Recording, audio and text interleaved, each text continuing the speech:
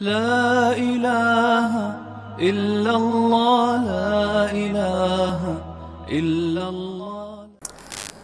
قربانی چونکہ اللہ تعالیٰ کے حضور مسلمان کی طرف سے ایک ہدیہ ہے اور ہدیے کے اندر عیب ہو یہ اچھا نہیں ہوتا، تو لہٰذا قربانی کے جانور میں کسی قسم کا کوئی عیب نہیں ہونا چاہیے۔ اب جو جانور کے تھن ہیں، آپ نے جو قربانی کا جانور خریدا بالفرض اس کے تھن ہیں ہی نہیں پیدائشی طور پر، تو تھنوں کا نہ ہونا یہ جانور میں عیب ہے، اس وجہ سے ایسے جانور کی قربانی درست نہیں ہے۔ پھر آپ نے جانور خریدا، اس کے تھن تو ہیں لیکن اس کے اندر کچھ خرابی ہے۔ اب وہ کیا خرابی ہے؟ مثلاً چھوٹے جانور جن کے 2 تھن ہوتے ہیں جیسا کہ بکری ہے، بھیڑ وغیرہ،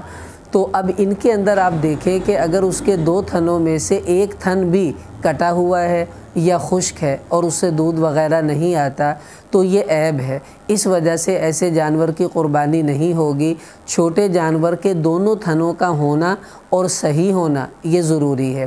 جو بڑے جانور ہیں جیسا کہ گائے ہے، بھینس ہے، اونٹنی ہے، ان کے 4 تھن ہوتے ہیں۔ اب ان میں سے چاروں میں سے اگر تو 2 تھن ان کے کٹے ہوئے ہیں یا خشک ہو چکے ہیں یا اس سے زیادہ، تو پھر یہ بھی عیب ہے، اس کی قربانی درست نہیں۔ اور اگر 4 تھنوں والے جانوروں کا 1 تھن کٹ گیا ہے یا خشک ہو گیا ہے تو چونکہ وہ ایک کا کٹنا عیب شمار نہیں ہوتا عرف کے اندر، تو 1 آدھ تھن خشک ہو یا کٹا ہو تو گنجائش ہے، اس کی قربانی ہوگی، لیکن یہ اس صورت میں جب 4 تھنوں والا جانور ہے اور اس کا 1 تھن جو ہے وہ ضائع ہے، اور ہے ہی 2 تھنوں والا جیسے بکری اور اس کا 1 ضائع، تو آدھے تو چلے گئے، تو اس وجہ سے اس کی قربانی پھر درست نہیں ہوگی۔ تو بڑے جانوروں میں 1 آدھ تھن اگر خشک ہو یا کٹا ہو تو گنجائش ہے،